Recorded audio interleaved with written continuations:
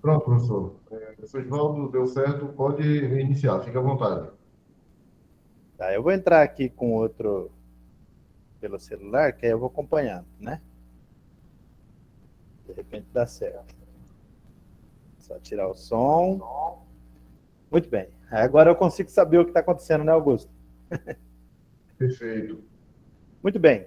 Então, retomando o que estávamos falando, nós demos uma pincelada geral sobre o tema acessibilidade na aula passada, do sábado passado, e passeamos um pouquinho sobre acessibilidade em vias públicas, evidentemente sem esgotar o tema, apenas de forma introdutória, como deve ser, né, para apenas 2 horas de aula. Para hoje, eu vou repassar alguns conceitos gerais de acessibilidade de forma rápida e vou entrar no tema de acessibilidade em edificações. Ao final, vocês fiquem à vontade para introduzir alguma coisa que eu não tenha apresentado. Professor, é aquilo, Givaldo, é aquilo, né? Para que a gente possa também, se for o caso, trazer isso do que está na norma. Ou no decreto, porque às vezes algum tema não está na norma, mas está presente na realidade do dia a dia do trabalho de vocês, quanto projetista e quanto executor de obras. Então, talvez não esteja na norma, apareça na vida real, vamos falar assim, né? E, de repente, está lá no conceito de desenho universal ou está lá presente no decreto que trata do tema que regulamenta a legislação, sem contar a Convenção Internacional dos Direitos da Pessoa com Deficiência. Então, sinta-se à vontade para fazer tanta intervenção à medida que nós vamos andando, quanto também, ao final, trazer um tema que não tenha sido abordado. Lembrando que a questão do projeto, não só para projetos acessíveis, né, mas para qualquer projeto, o que nós fazemos? Nós misturamos os códigos de obras, que cada município tem o seu, então nós estamos falando aí de mais de 5.000 códigos de obras, sendo que alguns municípios não tem muita coisa, mas outros municípios têm código bastante elaborado, bastante complexo, e esses códigos geralmente atendem diretrizes do plano diretor, da lei orgânica e até de legislação estadual ou federal. Mas cada município tem a sua especificidade. Não podemos deixar de atender o que está escrito ali, porque é uma regra para o município. E aí as normas técnicas, que são as NBRs, né? As leis, os decretos, que porventura tratem do assunto, que tangenciem o assunto da construção civil. Tudo isso é projeto. O que nós fazemos com esse conjunto de normas, conjunto de diplomas legais? Nós misturamos tudo com aquilo que aprendemos na escola técnica, com aquilo que aprendemos na faculdade, jogamos tudo dentro do liquidificador aí, batemos e trazemos isso para desenvolver geralmente o programa de necessidades do cliente. Então, tudo isso para pegar o sonho do cliente, ou a necessidade do cliente, ou a especificidade do cliente para a legalidade. Não só a legalidade, mas para a estabilidade da obra. Então, essa mistura toda, ela se aplica a qualquer projeto. Não é diferente para projeto acessível. A diferença é que nós vamos incorporar a temática de acessibilidade. Eu estou vendo que não mudou o slide aí, né, professor o Augusto?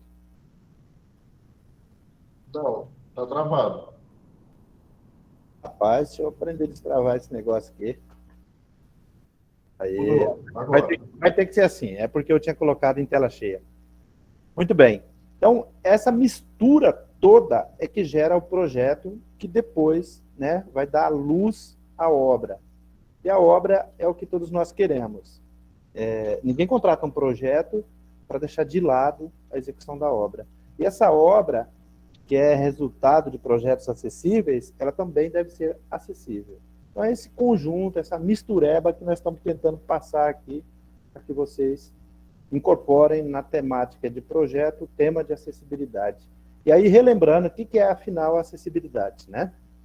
A acessibilidade é aquilo que se pode chegar facilmente, aquilo que está ao alcance e também, e aí vem essa definição da ONU, né? A possibilidade de acesso ou processo de conseguir igualdade de oportunidades em todas as esferas da sociedade. quando nós tratamos de acessibilidade, nós estamos tratando das condições presentes no ser humano. Condições antropométricas, que são físicas, condições mentais, que extrapola o físico, né, mas redunda e traz para o dia a dia da pessoa no uso do espaço construído. Então, nivelar a construção, o espaço construído, para que todas as pessoas possam acessar o mesmo espaço e, consequentemente, exercer direitos, obter oportunidades e realizar o usufruto do ambiente construído, seja na área rural ou urbana, de forma, pelo menos, que essas construções, essas edificações, esse ambiente construído não seja o obstáculo, mas seja ele o facilitador.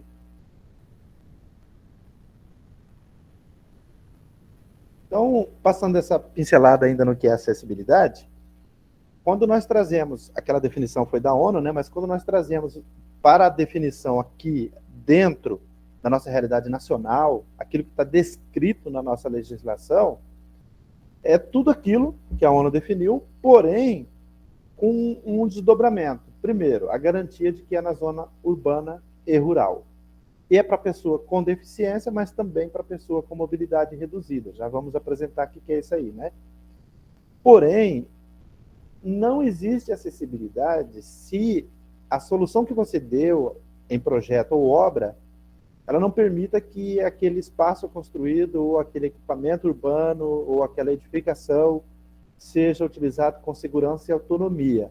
E aí, independentemente dela ser uma edificação ou um empreendimento permanente ou temporário, como é o caso de instalações de eventos, né? Ou circo, ou ainda da arquitetura efêmera, como, por exemplo, em feiras, circuitos de exposição, que acontece normalmente no ambiente construído dentro da vivência do ser humano em sociedade. A solução de acessibilidade, então, precisa ter essas duas coisinhas juntas: segurança e autonomia. Como assim segurança? Segurança no uso. Que as pessoas utilizem aquela rampa, aquela escada, passem por aquela porta, por aquele corredor, sem sentir medo, sem se sentir agredido no seu direito de ir e vir. E autonomia, no sentido de que a pessoa use aquele dispositivo que você colocou, por exemplo, uma plataforma elevatória, ou um elevador, ou até a escada, a rampa, a calçada, o ambiente construído com autonomia, sem ajuda de ninguém. Então, a acessibilidade precisa estar junto essas duas coisinhas: segurança e autonomia. Senão, não se fala de acessibilidade, fala-se de outra coisa qualquer, ou uma gambiarra, ou então algo que não atende à especificidade da norma. Para atender, precisa de segurança e autonomia na mesma solução.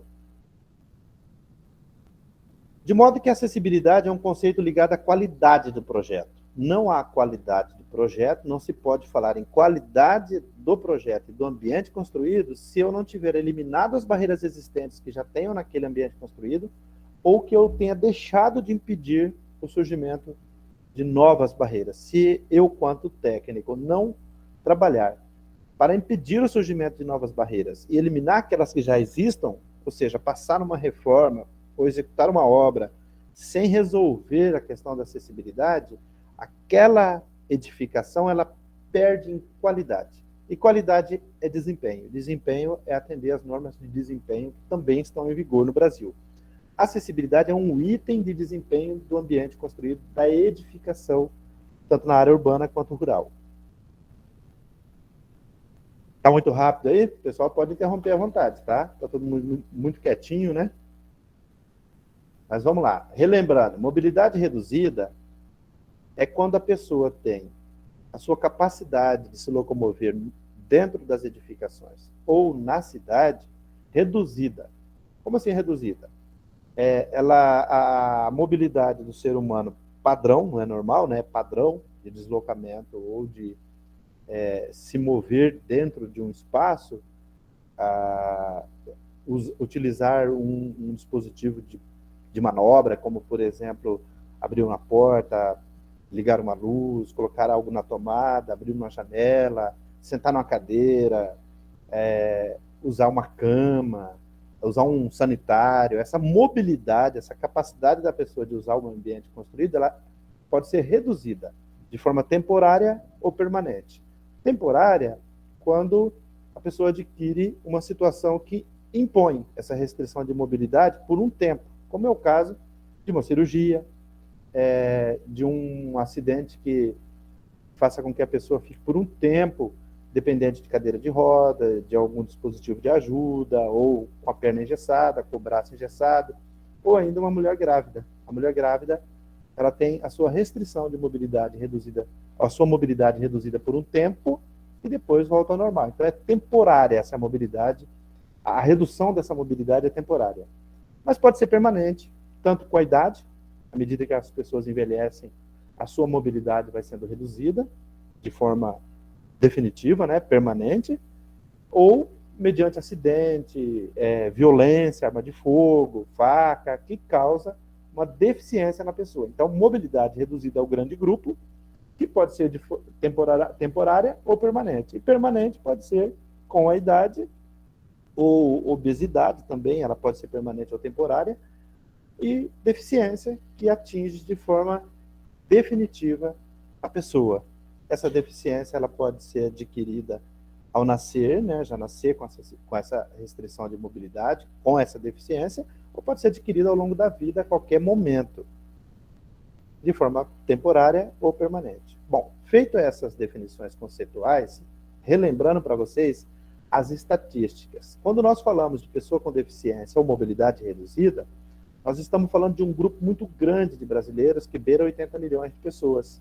E se você considerar que essas pessoas estão distribuídas nas famílias, e aí impactando essas famílias, seus acompanhantes, namorados, irmãos, irmãs, pais, né, filhos, pode-se considerar que os acompanhantes também são afetados fortemente pela ausência de acessibilidade no ambiente construído na cidade, nas edificações. Então, no mínimo, podemos considerar que o dobro desse contingente é afetado, nós estamos falando aí de 160 milhões de pessoas. Por que é importante trazer essas estatísticas? Para demonstrar que não estamos falando de um grupo reduzido, mas de um grupo muito grande, presente na sociedade, que está na produção econômica, que está na educação, que está no lazer, que está na convivência da sociedade de um modo comum, normal e abrangente e permanente. Ou seja, é parte da população.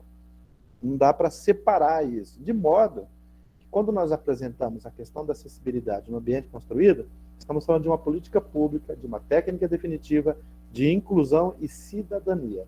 Ou seja, é inadmissível num país democrático deixar de lado as temáticas de acessibilidade. Marco legal. O que é marco legal? Marco legal é a legislação existente. Nós temos leis de sobra, né? Elas estão, vamos dizer, todas prontas, não há mais o que fazer para trazer novas legislações.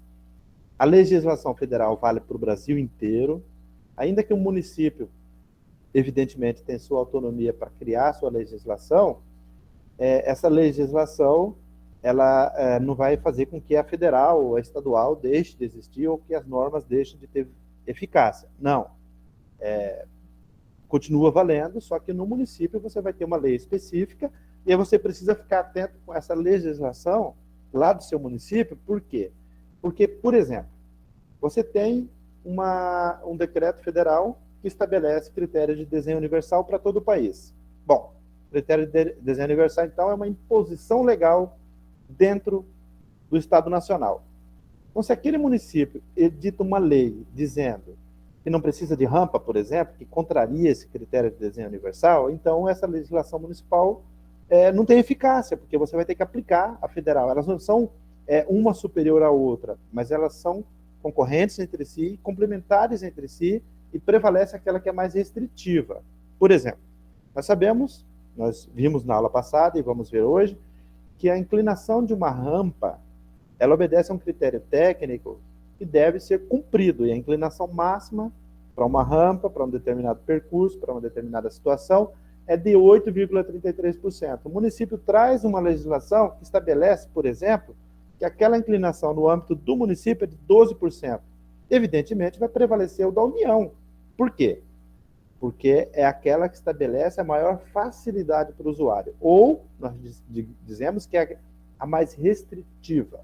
E se for o inverso? A legislação federal e as normas técnicas da BNT falam que a inclinação tem que ser de 8,33%. Mas no seu município, há uma lei que diz que é 7%.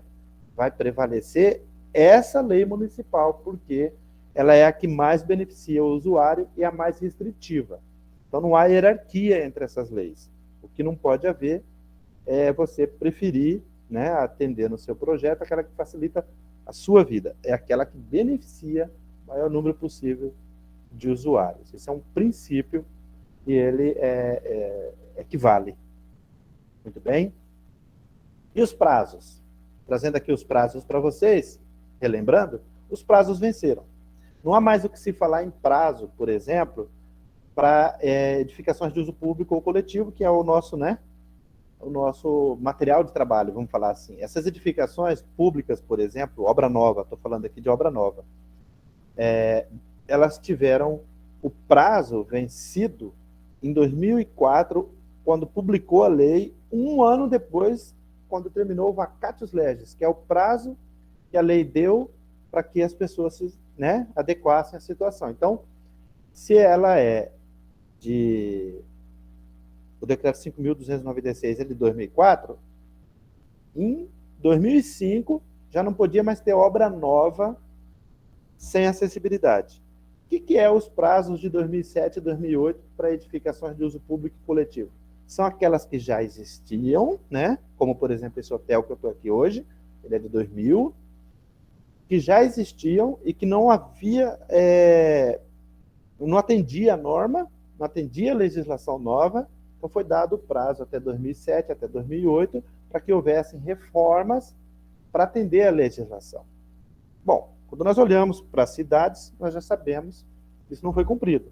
Mas o que eu quero trazer para vocês é que os prazos venceram. Não há mais de falar, mas eu construí em 82 e nós estamos em 2021, mas eu já estava construído. Bom, então você tem que ter negado para a sua edificação, pela prefeitura, o alvará de funcionamento. Esse que é o instrumento de verificação. Ocorre que os municípios não fazem isso, ou por um motivo, ou por outro, mas também porque pode inviabilizar, né, o funcionamento das edificações. Então, imagino que há e deve haver uma acomodação dessa situação à medida que os projetos vão entrando para reformar na prefeitura, e aí a prefeitura vai impondo as condições de acessibilidade.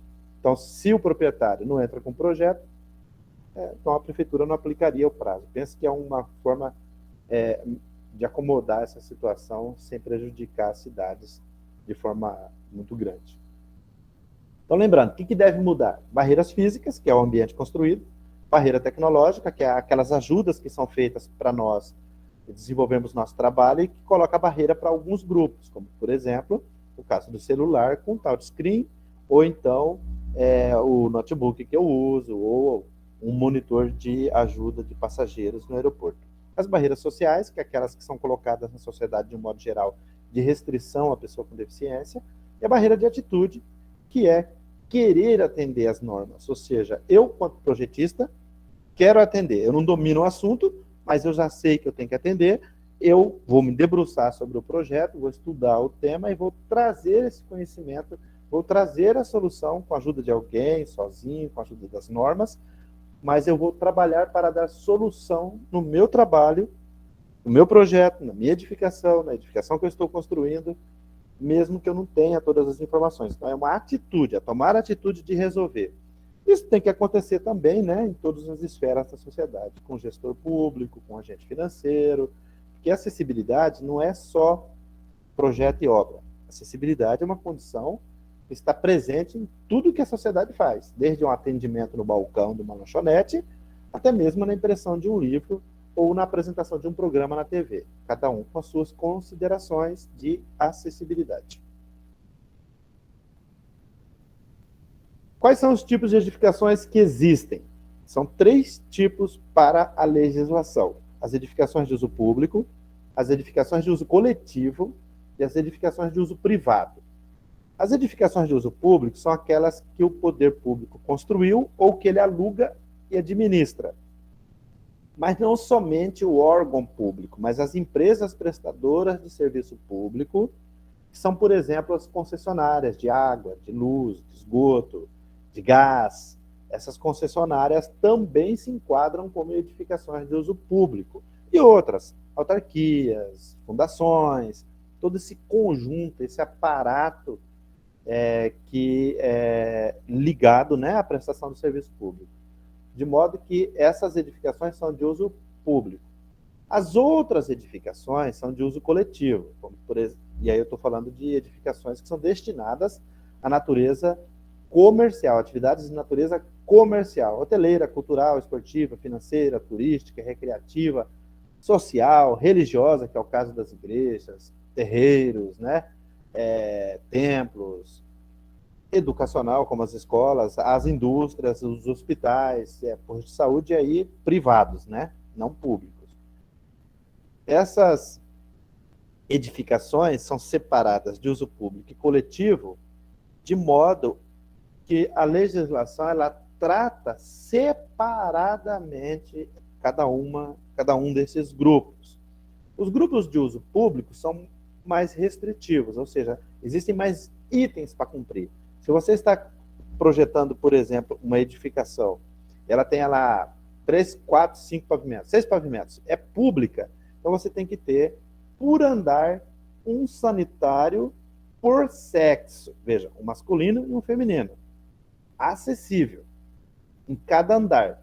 Se é de uso coletivo, você pode alternar um masculino num andar, outro feminino no outro, entendeu? Então, assim, para as edificações de uso público, são impostos mais critérios de acessibilidade do que para de uso coletivo. Por quê? Primeiro, que as edificações de uso público são em menor número. Segundo, que entende-se que o uso da edificação, né, de uso público, ela é ligada ao exercício da cidadania e a de uso coletivo não. E também é o seguinte, você tem desde uma edificação extremamente complexa, como, por exemplo, um shopping, mas também tem um salão de barbearia de bairro enquadrado no mesmo grupo. Então, por esse espectro amplo, é que a edificação de uso coletivo também tem menores critérios para atender de acessibilidade. Não que uma seja mais acessível do que a outra. As duas são, mas a de uso público é colocado mais regras. Isso no decreto 5.296 de 2004. A norma técnica, ela não separa isso. Isso está lá no decreto. Para quem é da área pública aí, fica esperto com isso, né? Bom, o dimensionamento ele tem que ser ergonômico. Nós projetamos e executamos obras para as pessoas. Historicamente, nós sempre fizemos para uma pessoa que correspondia apenas a uma parcela da sociedade. Que é o homem padrão. Com a vinda desses critérios de acessibilidade em 2004 e de desenho universal, foi colocado para nós que nós devemos projetar para a pessoa com mobilidade reduzida. E como que nós fazemos isso? Projetando tudo que construímos,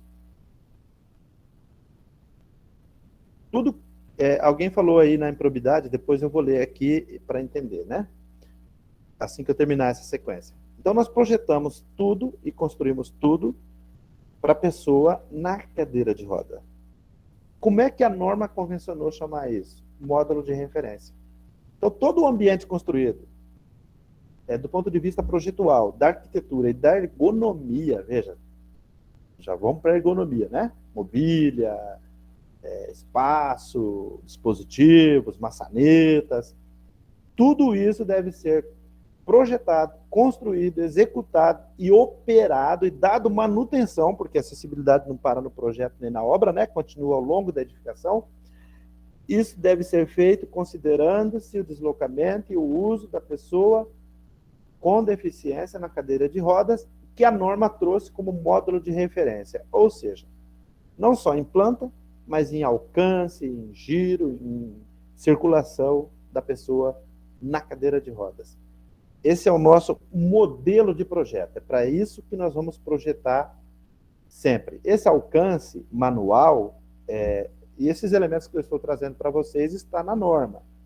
Fique à vontade para perguntar sobre a norma, que a gente traz também a referência, tá? Claro que não dá para detalhar agora, mas essa que é a ideia. É que tudo que está ao alcance da pessoa na cadeira de rodas estará ao alcance das demais pessoas do ponto de vista antropométrico, ou seja, das medidas do ser humano. Deixa eu ver aqui o que foi a fala que estava aqui no chat, assim que eu descobri como que acesso esse negócio. Ao projeto de lei 2505/2021, né? Ele pretende retirar a obrigação de cumprir acessibilidade para alguns grupos, né? E tem também a ação, por exemplo, do Itaú, de algumas grandes empresas, que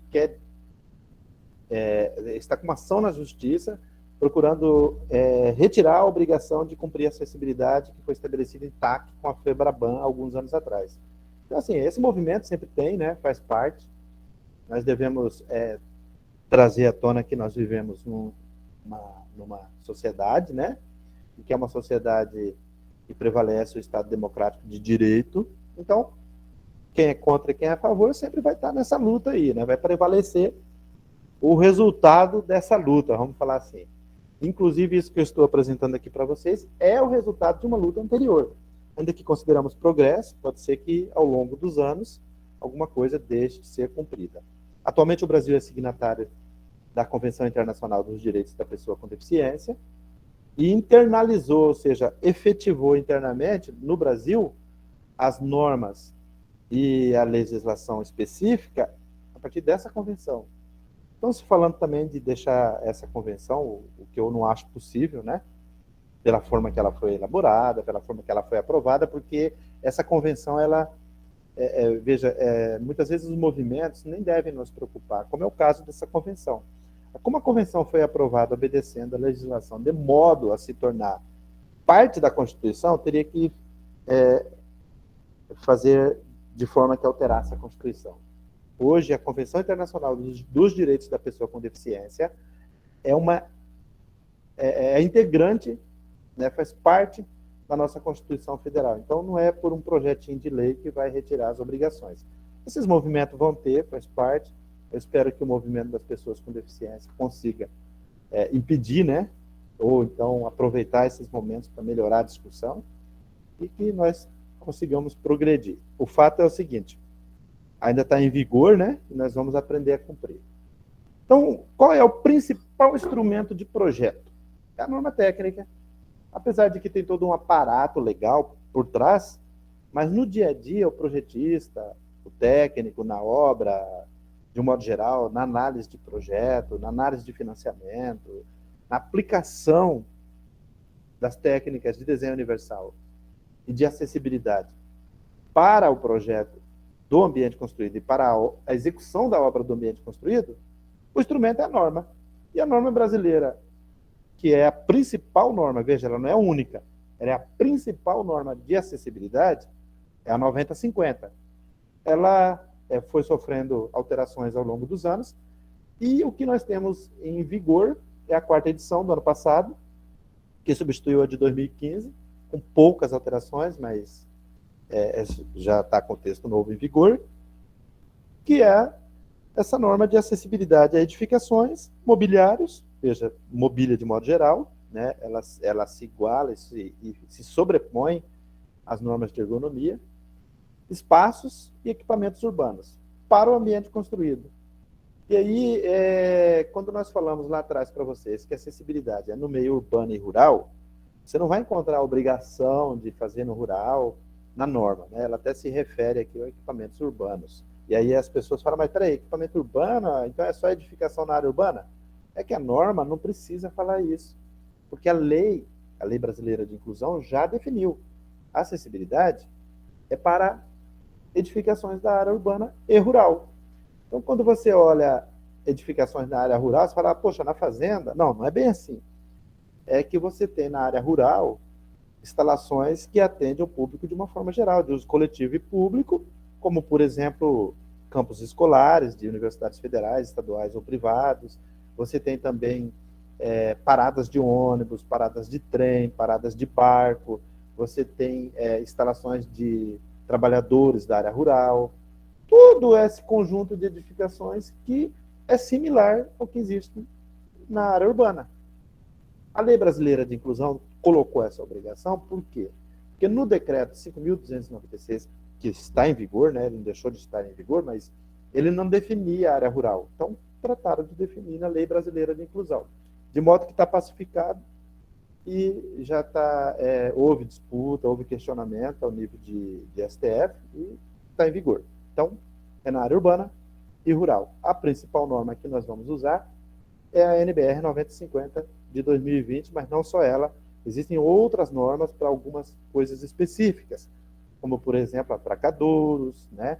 Ou ainda sinalização tátil, que estava presente na mesma norma 9050 até 2004, em 2015 ela saiu, né, para facilitar a consulta, continua em vigor, tem eficácia, mas toda a parte de sinalização de piso tátil está, né, na norma de piso tátil, que é a 13.246, salvo engano.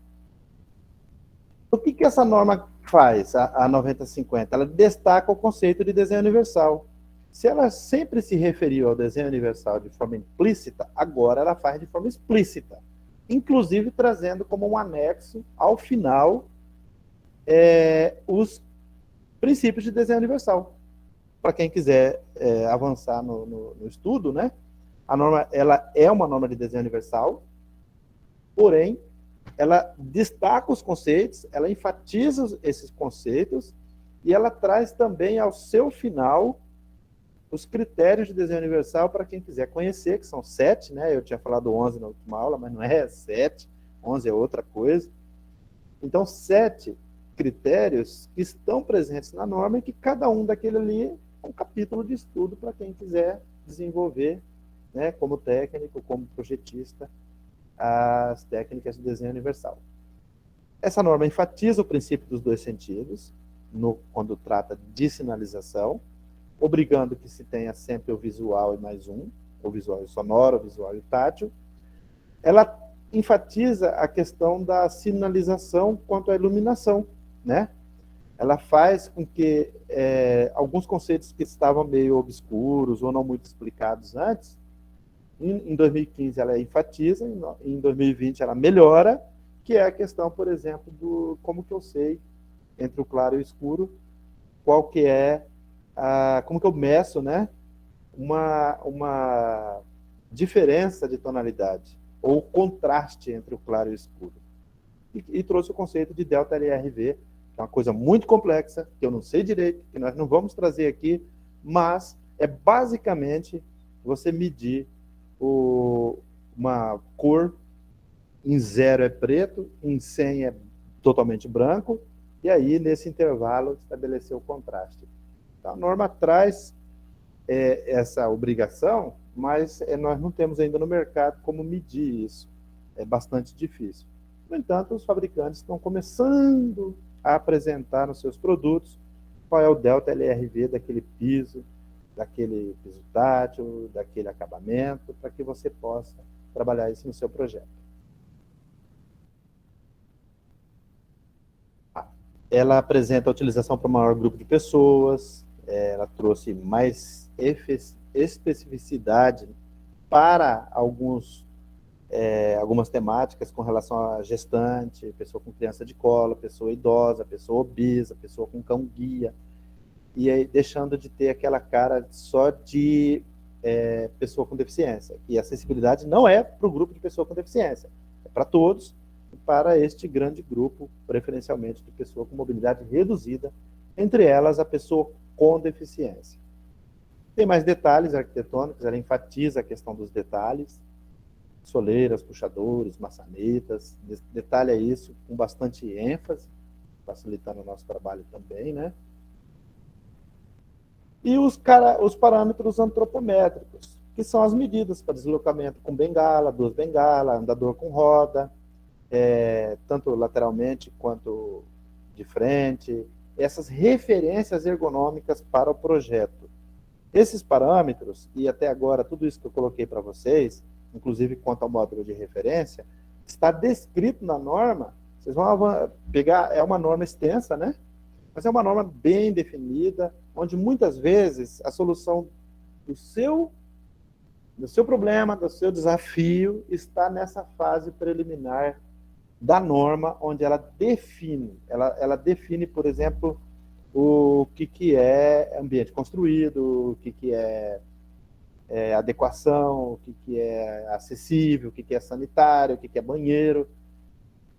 Você provavelmente vai ter que se debruçar sobre isso se tiver que justificar o seu projeto, ou então se tiver que fazer um laudo técnico sobre alguma edificação. No dia a dia, a gente costuma pular isso e ir direto ao que interessa, mas se vocês tiverem tempo de fazer uma leitura demorada da norma, vão ver o quanto é surpreendente e o quanto ela tem muita informação projetual ampla para que a gente possa conceber, né, o projeto com acessibilidade. Que o projeto ele tem que nascer com acessibilidade. A Lei Brasileira de Inclusão, ela trata da adaptação razoável, que é aquela adaptação que, apesar do nome razoável, não quer dizer mais ou menos, quer dizer específica. Toda a sua edificação ela é acessível, mas ao atender uma pessoa com uma especificidade, uma deficiência específica, ou uma necessidade específica de acessibilidade, essa adaptação do espaço, do posto de trabalho, por exemplo, no caso de um trabalho, né, chama adaptação razoável. Bom, então vamos falar de edificações. Lembrando que desenho universal é projetar para todos. Claro que isso parece meio que utópico. Como que eu vou pensar em todos os grupos de usuário ou projetar para todos sem distinção de ninguém, sem beneficiar ninguém, sem prejudicar ninguém, né? Essa é a distinção colocada aí, e tentar contemplar o maior número de pessoas com as mais variadas características. Quando você lê isso e fala, caramba, eu vou ter que olhar para cada usuário e trazer essa situação para o projeto, realmente é uma condição muito difícil. Porém, como eu disse agora há pouco, a norma de acessibilidade, ela é uma norma de desenho universal, de modo que se você atende à norma de acessibilidade, você está atendendo aos principais critérios de desenho universal. Salvo que o seu projeto tenha uma especificidade e uma dificuldade muito localizada, a maior parte dos projetos vão ser solucionados e projetados e executados com acessibilidade a partir do que está na norma técnica. O que é a lei? E aí eu estou falando aqui do decreto 5.296 de 2004, tá? O decreto, ele regulamenta uma lei, né? No caso, esse decreto regulamenta duas leis. São duas leis editadas em 2000, uma no Congresso, outra pelo Executivo, foi publicado, e precisava ser regulamentado, e foi regulamentado por este decreto. Então, nós chamamos este decreto de o Decreto de Acessibilidade do Brasil. Ele traz tudo o que você precisa para o seu ambiente construído, para projeto. Ele define questões de projeto. Mas é aí nesse decreto que está, por exemplo,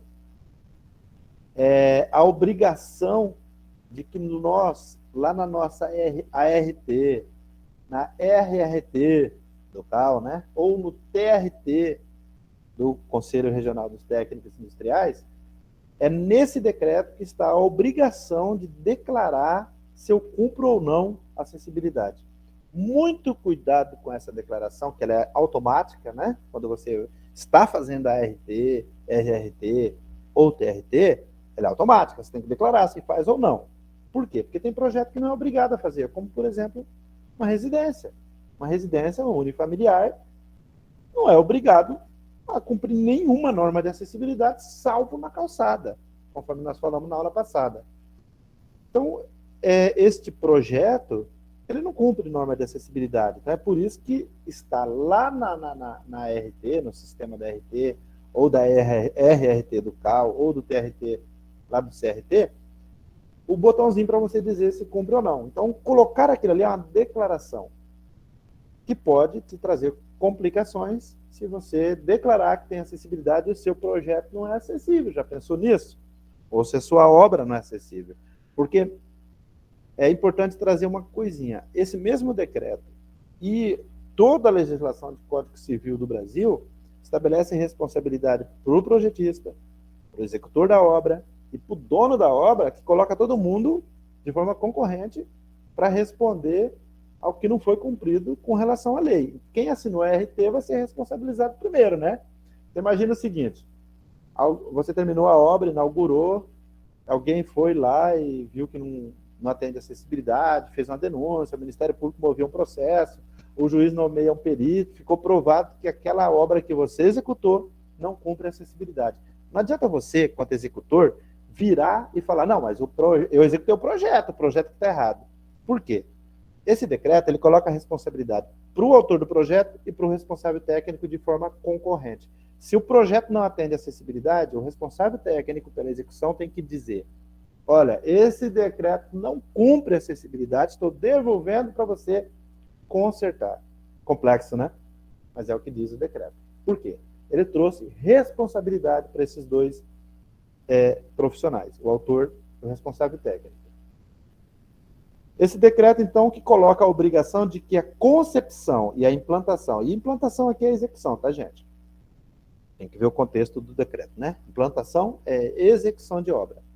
Concepção e implantação dos projetos arquitetônicos e urbanísticos, todos os projetos, devem atender aos princípios do desenho universal, tendo como referência as normas da acessibilidade, a legislação específica e as regras do decreto.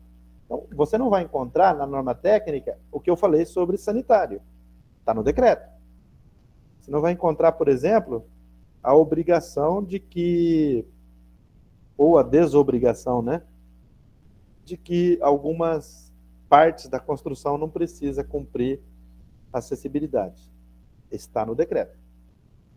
O que ele diz? Que o projeto tem que nascer, né? Ele tem que ser concebido, pensado, desde o seu início, desde lá na hora que você recebe o programa de necessidades, que você começa a trabalhar o projeto, essa concepção, esse nascimento já na sua cabeça já tem que ter acessibilidade.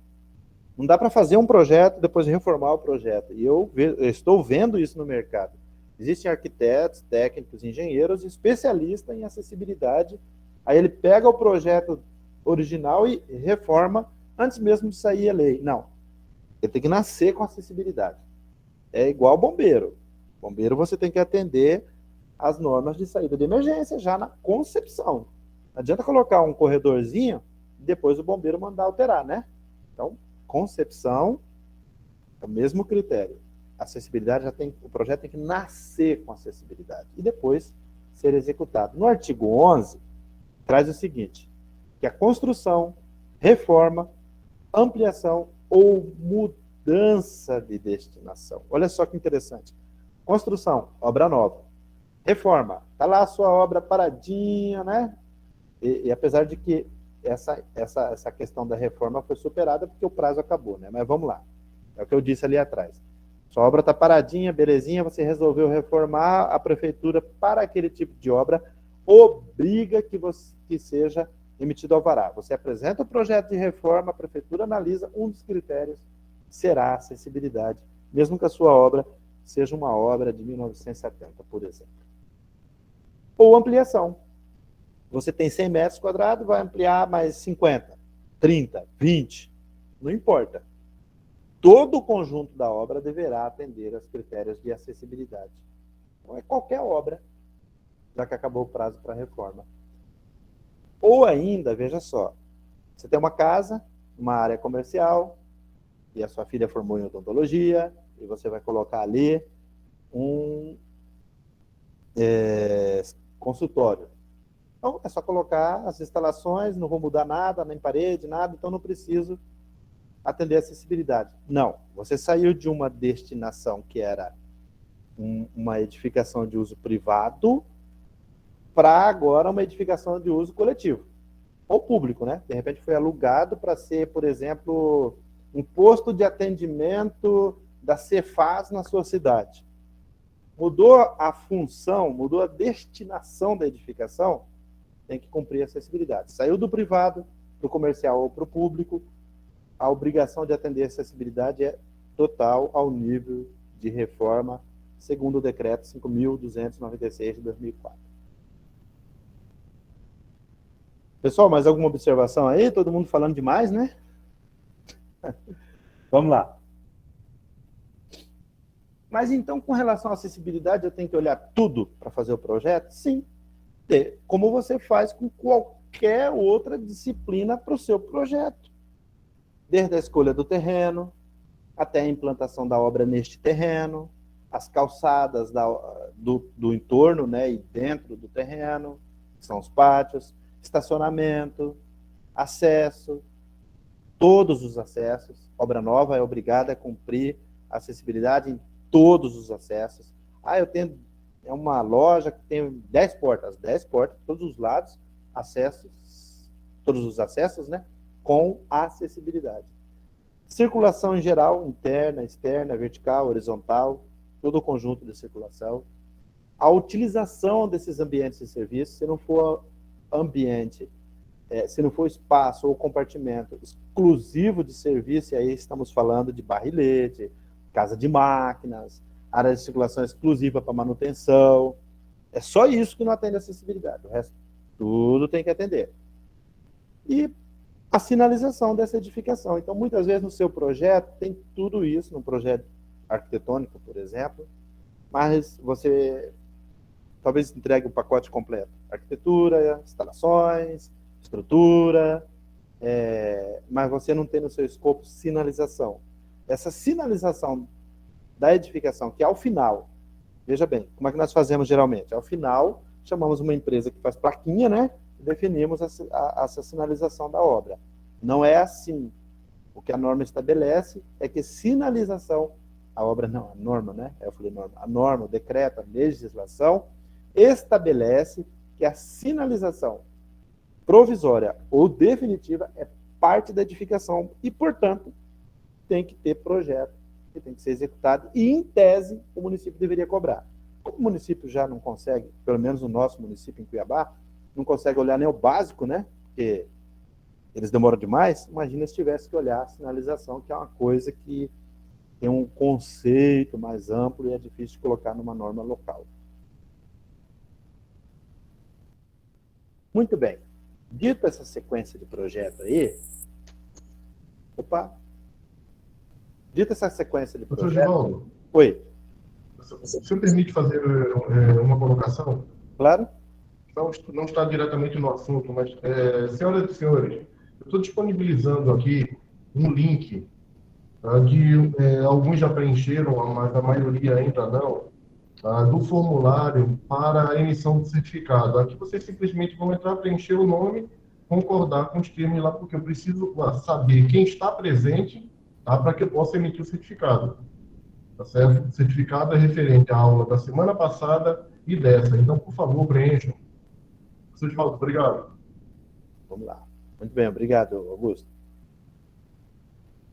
Então, vamos falar de porta e soleira. Basicamente, o que a norma ela enfatiza bastante a questão da circulação e, obviamente, as portas são um elemento muito importante, porque é por onde as pessoas entram e saem da edificação, né? Não nem falar da importância da porta. Mas estabelece o seguinte, e é um critério que, para nós que executamos obra, se nós não ficarmos atentos, nós temos dificuldade de cumprir, que é, por exemplo, a largura da porta. Qual a largura mínima para uma porta ser considerada acessível? Do ponto de vista geométrico. O espaço, né? É 80 centímetros. Então tá fácil. Eu compro a porta de 80, coloquei, cumpri a norma, show de bola. Só que não é assim. Porque o que nós encontramos no mercado, quando falamos em porta de 80, é que a folha da porta tem 80 centímetros. Mas o vão luz, ou seja, aquilo que quando ela está totalmente aberta, está lá de espaço, vamos chamar de espaço líquido, para passar na porta, se a porta é de 80, esse espaço que sobrou vai ser 75, 74, 76, ou 72, dependendo da lâmina da porta, dependendo do tipo da porta, dependendo do tipo de dobradiça, dependendo do tipo de abertura. Se ela for pivotante, vai sobrar menos ainda. Então, quando a norma técnica traz a obrigação de cumprir 80 centímetros de abertura de porta, ela está se referindo ao vão luz, ou seja, o que efetivamente ficou disponível para que a pessoa passe. Por que 80? Porque 80 é a largura para que o módulo de referência passe. Lembra que eu coloquei lá atrás a questão do módulo de referência, que é o usuário na cadeira de rodas? O módulo de referência, do ponto de vista geométrico, em planta, ele mede 80 centímetros por 1,20 m. Então, imagina o seguinte, você fez a sua planta e agora você quer saber se o módulo de referência anda ali ou não. Pega uma cartolina, corta na mesma escala 80 por 1,20 m da sua planta impressa, pega esse quadradinho, esse retângulo, né? E vai circulando na planta. E aí você vai saber se ela gira, se ela faz evolução, se passa pelas suas portas que você projetou, se cabe nos espaços que você fez. De preferência, faça esse ensaio na planta impressa com a mobília já colocada no layout, tá? Para que você veja o quanto é difícil atender essa questão depois que o projeto estiver pronto. Você precisa trazer isso na fase de concepção. E a porta é um problema. Frequentemente, nós encontramos, nas vistorias que nós fazemos, a edificação com um nível de acessibilidade muito bom, no entanto, com as portas não atendendo essa questão do vão luz. O que é isso? Na hora de especificar, não tomou cuidado. Sem contar que, às vezes, especifica corretamente, mas o responsável técnico da obra deixa de colocar essa informação corretamente para o comprador, e o comprador vai comprar uma porta de 80 que está no mercado, como ele sempre comprou. Ele, às vezes, nem é profissional da área técnica. Então, porta é um problemão, tá? Muito cuidado. Vocês estão vendo aí essa maçaneta aqui, ó, com 10 centímetros. O que é isso? Sabe aquelas maçanetas tubulares, esféricas? Isso não é acessibilidade. Você pode usar numa residência, mas não numa edificação de uso comercial ou de uso público. Preferencialmente, deve ser adotada as maçanetas tipo alavanca. Essa maçaneta apresentada no desenho aí, que é a tipo alavanca, você consegue, por exemplo, colocar ela de modo que a pessoa abra ela, por exemplo, com o cotovelo. Imagina você chegando, segurando uma bolsa numa mão, sacola na outra, e para não colocar no chão e abrir a porta, você abre com o cotovelo. Essa que é a ideia, entendeu? Facilitar a abertura para todos. Para a pessoa com deficiência, para a pessoa sem deficiência, para a pessoa que está com muita sacola na mão também. Tá certo? Então, essa é a maçaneta obrigatória. Obrigatória não, é preferencial segundo a norma, mas segundo os critérios de desenho universal, ela é obrigatória. Por quê? Porque nós não temos no mercado outra solução que atenda essa questão da abertura, né? Vamos lá. Tá aqui. Isso. Alguma pergunta aí, pessoal? Todo mundo muito quieto. Bom, vamos lá. Então, eu falei do vão luz. Quando você pode ver nessa ilustração aqui, que eu procuro pegar as ilustrações que estão presentes na norma para que depois vocês consigam encontrar com facilidade. O que está dizendo aí? Que 80 centímetros, olha só a linha de cota, é do vão luz. E aí você tem outros critérios, como por exemplo, se você vem do lado oposto, que a porta vai abrir, eu tenho que ter um espaço à direita aqui, né? Ou seja, contrário à abertura da porta, de 30 centímetros, no mínimo. Pode ser mais. Livre, tá? E no mesmo lado que é a abertura da porta, eu preciso de 60 centímetros livre. Por que isso? Porque é o seguinte, a pessoa, para abrir a porta, ela precisa estar quase do lado da porta, porque senão ela tem que pegar na maçaneta e ir se afastando para trás. E lembra que nós estamos tratando de acessibilidade? Então, nós estamos tratando de pessoas que estejam na cadeira de roda, no andador, ou idoso, né? Ou com outra redução de mobilidade qualquer. Por isso, esse espaço. Quando é que isso é fácil de cumprir? Quando você está fazendo porta de sala, né? Quando é difícil? Quando você está fazendo porta de corredor. Então, pode ser que você não tenha a porta no final do corredor por conta da sua tipologia ou porque não atende a NBR 9077, que é de saída de emergência de bombeiro. Pode ser que o seu projeto, para atender o seu programa de necessidades, e seja possível atender por causa dos bombeiros, você tem uma porta no final do corredor. Aí, a largura do corredor ela vai ser determinada também em função da soma da porta, mais esse espaço do lado, que chama espaço de aproximação. Bom, e quando a porta é dupla? Quando a porta é dupla, o que a norma fala? Que pelo menos uma das folhas tem que atender a este critério. Normalmente a gente fala, e quando a gente tem o curso presencial, as pessoas falam, mas Givaldo, eu vou colocar uma porta com 80 de vão luz e a outra com 60? Bom, o projeto é seu, né? Você coloca o que você quiser. O que a norma colocou foi a obrigação de pelo menos uma acessível. Porque se entende que abre aquela, passa a cadeira de roda e acabou. Porém, a cadeira de rodas não, né? O módulo de referência. Porém, se estiver fazendo o projeto, você vai falar, não, vou colocar duas igual, e coloca duas de 80, tá certo? Mas o que a norma obriga é ao menos uma.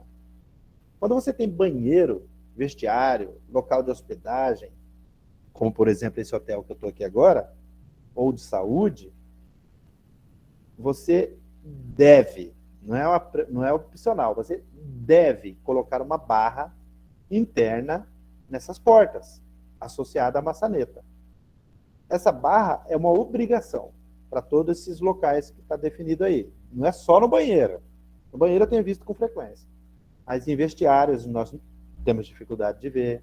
Local de hospedagem, então, nem se fala. Nem pousada, nem hotel. É raríssimo encontrar uma barra na porta do banheiro do hotel.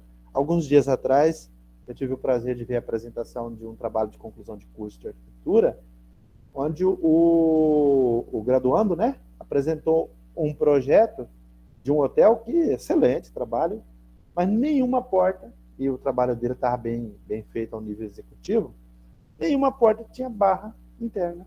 E foi aprovado, beleza. Tudo bem, não digo que tinha que ser reprovado. Eu nem sou professor de arquitetura, né? O critério é da banca, é da faculdade.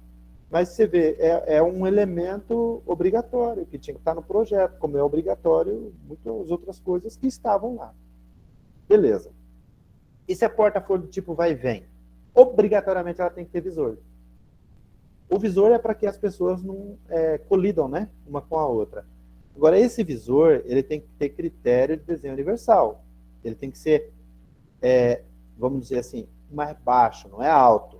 Ele tem que ser mais baixo para que a pessoa na cadeira de rodas, que é o nosso módulo de referência, lembra disso? Ele tem que ver do outro lado através desse visor. Então, a referência para o projeto, para colocar o visor, é a pessoa na cadeira de rodas. Maçaneta tipo alavanca, que nós já falamos, e, obviamente, a porta tem que ter sinalização. Que ambiente que é aquele, que é a localização, né? Ou se, de repente, é uma porta de saída de emergência, para onde que vai, para onde que eu vou.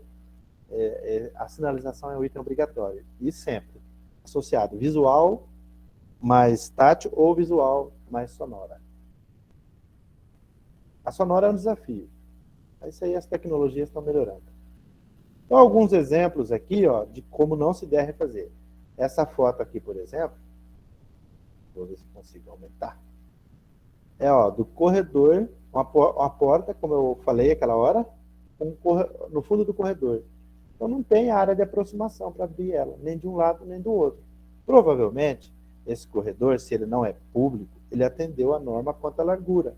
Provavelmente foi calculado em função das normas de bombeiro, mas deixou de atender a esse quesito de desenho universal, ou requisito, né? Aqui é outro elemento, ó. Foi deixado o espaço, tá aqui, para abrir a porta, mas alguém teve a brilhante ideia de colocar o bebedouro ali. Ou seja, acessibilidade também é manutenção e operação da edificação. Estava tudo certinho, foram lá e estragaram, não é isso?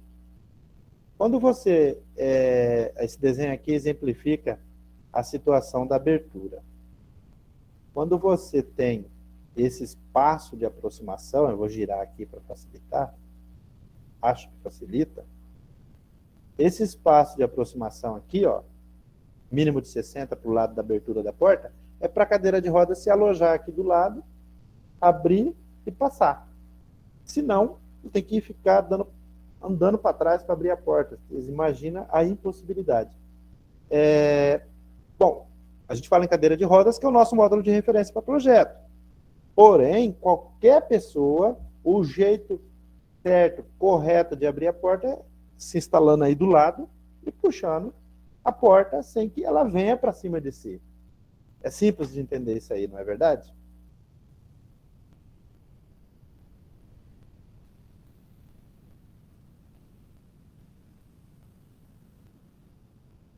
Opa!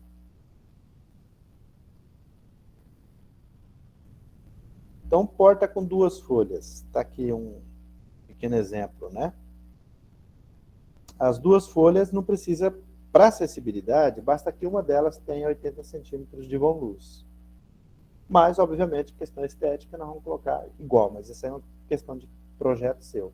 Não tem nenhuma norma que obriga a colocar as duas igual. E se for porta de vidro em parede de vidro? Isso pode acontecer muito em fachada, não é verdade?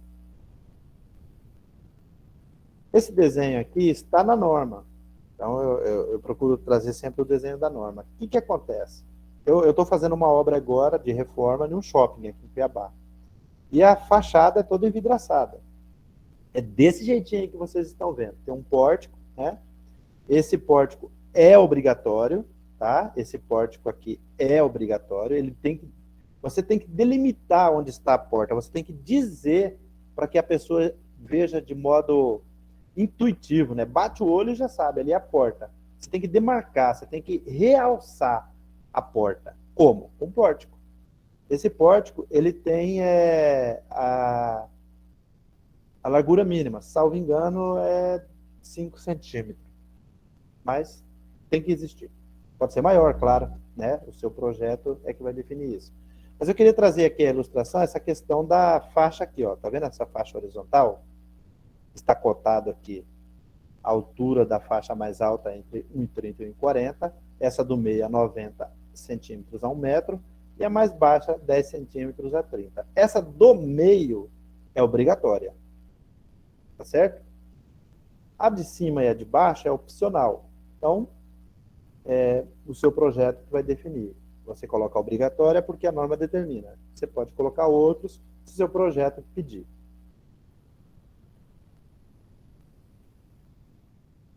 Bom, vamos falar de rampa então, né? A rampa, ela é parte da circulação vertical. Uma rampa, ela só é rampa, veja bem, olha só, presta atenção. Uma rampa, do ponto de vista técnico, segundo a norma, só é uma rampa se tiver mais que 5% de inclinação. Qual que é a vantagem de saber disso? Primeiro, se você pode colocar uma rampa com até 5% de inclinação para acessar a sua edificação ou para unir dois níveis, né, se você tem espaço para isso, o que quer dizer? Que você não precisa colocar corrimão, guarda-corpo, nem piso tátil. Ou seja, você economiza na obra e, às vezes, você tem uma entrada, uma soleira aí de 18 centímetros, por exemplo, você não pode deixar o degrau isolado, você tem que fazer uma rampa e você tem bastante espaço para fazer uma rampa bem suave. Então, é isso que você faz. Para quê? Porque, de repente, o seu projeto ele fica melhor sem corrimão e sem guarda-corpo. Então, você estica a rampa para ela ficar mais suave, tá certo? Bom, vamos lá. Quais são os elementos da rampa? Primeiro, a rampa ela é um plano inclinado com inclinação máxima. Para até 80 centímetros de desnível, que atende a maioria das edificações, a inclinação máxima, no sentido do comprimento, né, nós estamos falando aqui, é de 8,33%. Eu recomendo que vocês trabalhem sempre com 8. Por quê? Esse 0,33 aí é uma folguinha de erro de execução que pode acontecer na obra. Então tá, essa é a inclinação máxima, né? Uma rampa, ela obrigatoriamente tem que ter guarda-corpo, e a altura desse guarda-corpo é 1,10 m, segundo a norma de acessibilidade. Então vamos supor que o bombeiro do seu estado obrigue guarda-corpo com 1,20 m. Qual que você vai atender? Do bombeiro. Ah, o município obriga 1,30 m. Então não é nem do bombeiro nem acessibilidade, é do município. Tá certo? O critério é sempre o mais restritivo. Qual que oferece maior segurança? De maior altura. Mas raramente é diferente disso, mas pode acontecer, né? Eu peguei um exemplo aí que não acontece muito. A rampa, ela tem que ter corrimão, assim como a escada, tá? Vocês vão ver que a escada, ela é um ponto de discussão, que nós precisamos enfatizar daqui a pouco. Mas a rampa, ela tem duas alturas de corrimão. Um corrimão a 70 centímetros e outro corrimão a 92 centímetros. Por que duas alturas? Por causa da diferença de altura dos usuários. Tanto pode ser uma pessoa de estatura reduzida, um anão, quanto pode ser uma pessoa na cadeira de rodas, no andador, ou pode ser uma pessoa com estatura mediana. Qualquer um desses que for utilizar a rampa tem que ter disponível as duas alturas de corrimão. Outro item que é obrigatório e que também é um pouco mais difícil de atender é a guia de balizamento com 5 centímetros de altura. O que é essa guia de balizamento? Essa guia de balizamento é para impedir que os pés da pessoa, do usuário, deslize para fora da rampa e é como se fosse um meio fio, um de cada lado da rampa. Quando é que eu não vou usar essa guia de balizamento? Quando eu tiver uma parede, e aí eu não vou ter o guarda-corpo e não vou ter a guia de balizamento. Bom, qual é o outro elemento que é obrigatório? Aqui está a inclinação transversal entre 2% e 3%. Essa inclinação transversal, ela não é obrigatória. Ela está dizendo o seguinte: se sua rampa precisar de inclinação transversal para escoamento de água, não pode ser maior que essa inclinação do sentido transversal. Mas raramente precisa disso. A largura mínima de uma rampa é 1,20 m. 1,50 m é desejável. O corrimão, veja bem, ele incide nessa largura, tá? Então, ou seja, o corrimão vai estar restringindo. Se um corrimão ele tem entre 3 e 4 centímetros, 4,5 cm de bitola, né? E tem um afastamento de 4 centímetros do guarda-corpo, que é obrigatório, então eu vou ter 16 centímetros de redução, a rampa vai acabar ficando apenas com 1,04 m livre, se ela tiver 1,20 m de largura. Você vê que não é muito, não. Outra coisa, o corrimão ele tem que ter um prolongamento, ou seja, ele começa antes da rampa, para que a pessoa segure primeiro no corrimão, depois utilize a rampa. Certo? Vamos lá, então? E escada? Escada, aqui, no desenho, acabou ficando escrito corrimão duplo, mas não tem um corrimão duplo, né? Então, vou fazer um corrimão duplo aqui bem rapidinho. Acabei não pegando a ilustração da norma. O que a norma fala para a escada?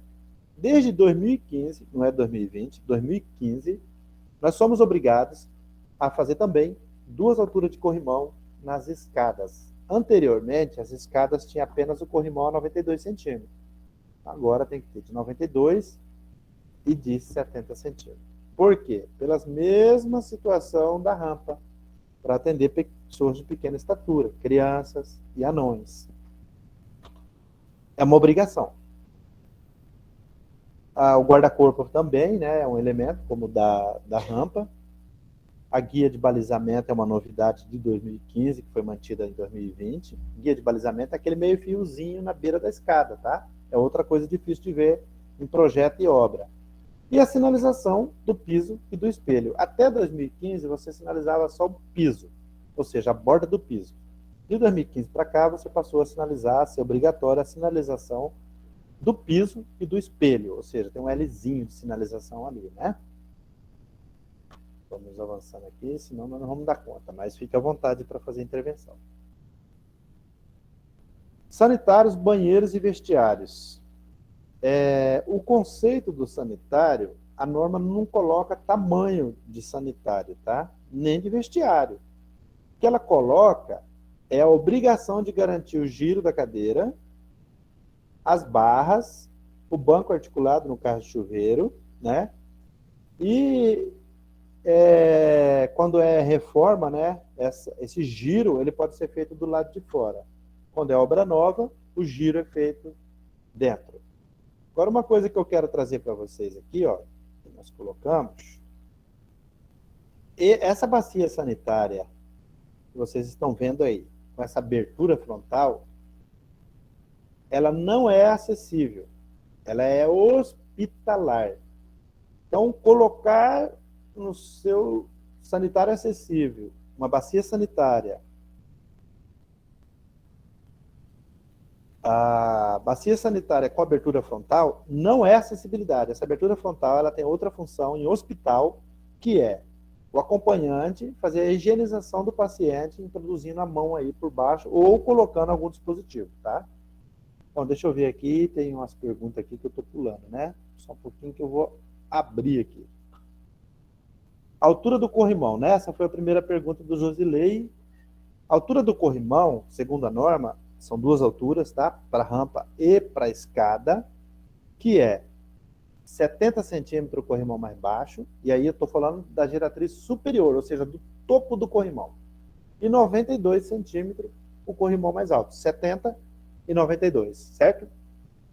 Bom, você viu dentro de um sanitário, de um banheiro, uma campainha. Essa campainha ela é obrigatória. Ela é um dispositivo de emergência, mas ela é obrigatória quando? Quando você tem um sanitário que ele é isolado. Quer ver um exemplo? Eu estou num hotel. Cada quarto de hotel tem um sanitário dentro, um banheiro. Então, no quarto de hotel, eu tenho que ter uma campainha lá dentro do banheiro, por caso de queda, a pessoa poder pedir ajuda. Também, no caso de hotel, eu tenho que ter uma campainha ao lado da cama, para a pessoa pedir ajuda. Mas se for um sanitário isolado, vamos lá, para ficar no hotel, né?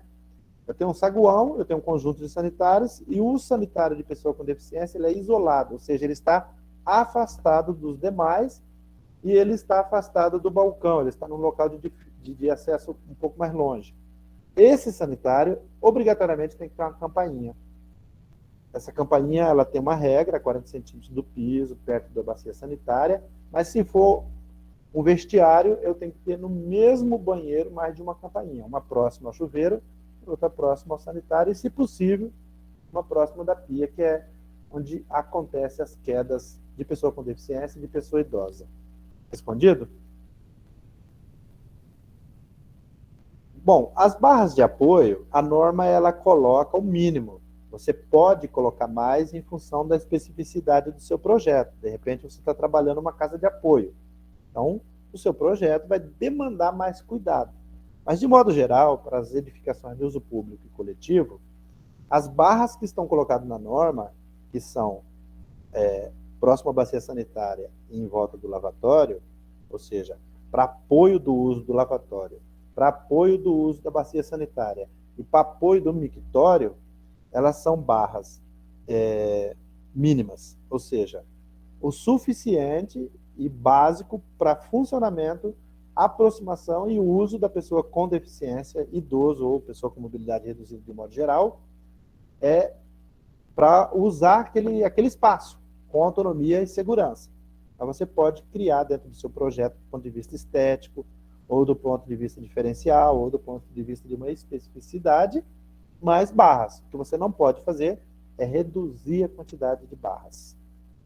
Quando nós falamos de barra, essas medidas que estão presentes na norma, 80 centímetros de comprimento,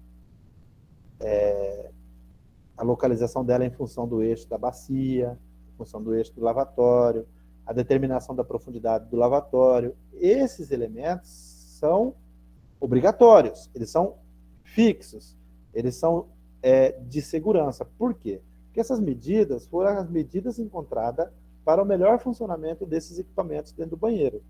Então você pode, por exemplo, colocar uma barra maior que 80 junto à bacia sanitária, mas não menor. A localização em relação ao eixo, em relação à altura, em relação ao piso, devem ser mantidas. Se você colocar outra barra adicional, essa barra adicional você vai colocar em função do melhor jeito que o seu projeto exigir. Está aí mais desenho de barra de apoio, junto à bacia sanitária. No mercado você tem algumas barras articuladas, elas também podem ser colocadas, tanto articulada quanto fixa. O que você precisa ficar atento com as barras, obviamente, é a qualidade, né, porque as pessoas vão apoiar nessa barra, a qualidade da fixação, porque é pelo mesmo motivo, mas também o diâmetro. Por quê? Porque o menor diâmetro para a barra é de 4 centímetros. 4 centímetros menor diâmetro, para qualquer barra. Deixa eu ver aqui. Não, é entre 3 e 4,5. Então, se você não tiver atendido esse diâmetro, a empunhadura fica comprometida.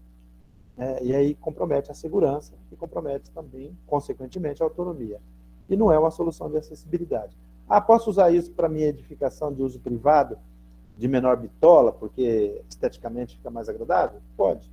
Só não vai funcionar tão bem, né? E não há obrigação de fazer com o diâmetro estabelecido na norma. Mas se for edificação de uso público ou coletivo, é exatamente o que está na norma, entre 3 e 4,5 centímetros de diâmetro. Bom, os lavatórios, nós já falamos das barras, né? Tem que ser anexos. Agora, qual que é a novidade que apareceu em 2015 e foi mantida em 2005? É esse sanitário aqui, ó. O que acontece? Quando você tem um conjunto de sanitários, você está projetando um shopping, uma igreja, uma escola, e você, de repente, tem lá um conjunto, um sanitário com 10 boxes.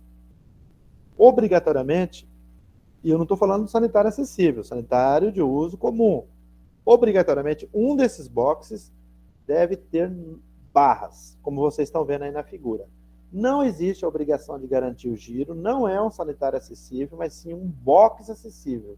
Então, esse box acessível é para pessoa com mobilidade reduzida ou, eventualmente, para aquele usuário em cadeira de rodas, vamos falar dele, que tem maior mobilidade e o outro sanitário está ocupado, ele usa aqui sem nenhum problema. Isso também acontece. Você tem usuários ao nível de atleta, né? E usuários com maior restrição. E a pessoa idosa também, né? É atendida com essas barras. As mulheres grávidas, obesos, um grupo grande, né? De pessoas com mobilidade reduzida que demanda a utilização desses boxes. Agora, o que você deve ficar atento? Ele não é do mesmo tamanho que o outro. Está vendo essa medida de 90 centímetros? É a especificidade que a norma coloca. Ela coloca 90 centímetros mínimo de largura do box e 90 centímetros entre a borda da bacia e a porta. E essa porta obrigatoriamente deve abrir para fora, para não interferir nesse espaço de 90, ou ser de deslizante. É as duas opções. Se você não tem atendido isso aqui, não vai funcionar. Se você observar, o sanitário de uso comum também tem essas condições. Eu vou abrir isso aqui, que é o mais comum, né? Quando você tem essa situação aqui, que é o box comum, a largura mínima da porta está ali, mas não tem largura mínima para o box, mas nós vimos no outro que é 90, aqui também deve ser, né? Você tem que garantir na frente da bacia sanitária um espaço de 60 centímetros para depois ter a porta. Ou seja, o box aumentou. Isso é desde 2004, foi mantido em 2015 e está agora na norma de 2020. Lembra que nós falamos que a norma de acessibilidade é uma norma de desenho universal? É para todos. Então, o usuário, ele usa a bacia sanitária sem esforço, sem se desviar da porta, sem fazer malabarismo, se você deixar esse espaço de 60 centímetros entre a abertura da porta e a bacia sanitária. Mas o meu box é menor, então você coloca a sua porta para abrir para fora, mas garanta esse espaço à frente da bacia sanitária. Mictório. Mictório, pelo menos um mictório tem que ter barra.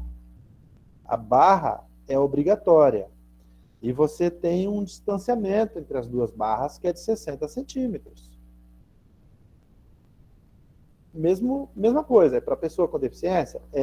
Mas também é para pessoa idosa, pessoa com mobilidade reduzida e até usuário em cadeira de rodas, como mostra essa figura aqui. Já vi aluno, né, fazer piada, mas peraí, como que o cadeirante vai usar o mictório? Também usa. A norma traz essa referência, primeiro, que não é bem o usuário na cadeira de rodas.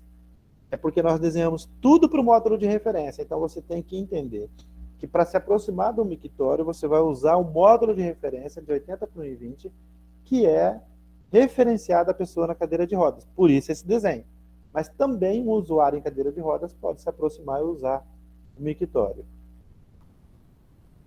A barra é obrigatória, 2 barras, em pelo menos um mictório. O anexo D, ele traz o sanitário para uso por pessoa ostomizada. Esse sanitário, ele não é obrigatório. É que havia uma demanda, né? E aí a norma de 2015, esse aí é de 2015, trouxe essa novidade para as pessoas poder projetar um sanitário específico para a pessoa ostomizada. Em alguns casos, né, o seu cliente, o seu projeto pode ter espaço para propor isso, mas não é obrigatório. Cabine, provador de loja. Esse aqui é um elemento difícil de a gente ver, mas também é necessário. Para quem trabalha aí com loja de shopping ou projetos comerciais de um modo geral, né? O que é esse provador? É pegar um dos provadores e colocar... Aí a norma coloca a dimensão, tá? Nesse caso, veja, no sanitário não tem dimensão. Aqui tem. É no mínimo 1,80 por 1,80, com uma porta de vão luz de 80 centímetros e uma maca e barras. Por que essa maca aí fixa, essa superfície para trocar de roupa? O nome já fala. É porque a pessoa vai ser transferida da cadeira de rodas para esta superfície, para tirar a roupa que está vestindo e que está usando e vestir aquela que ela vai levar, que ela vai experimentar. Esse desenho aqui é que garante o uso pela pessoa com deficiência na cadeira de rodas, que é o nosso módulo de referência. Precisa fazer o giro ali dentro? Não, pode fazer o giro do lado de fora e entrar de ré, tá? Não tem problema não. O espelho faz parte, você tem que ter o espelho até 30 centímetros do piso, 1,80 de altura no mínimo, que é para atender também pessoas em pé. Os cabides tem que... É o padrão, né, do provador, da cabine de provar roupa, mas no máximo 1,20 de altura.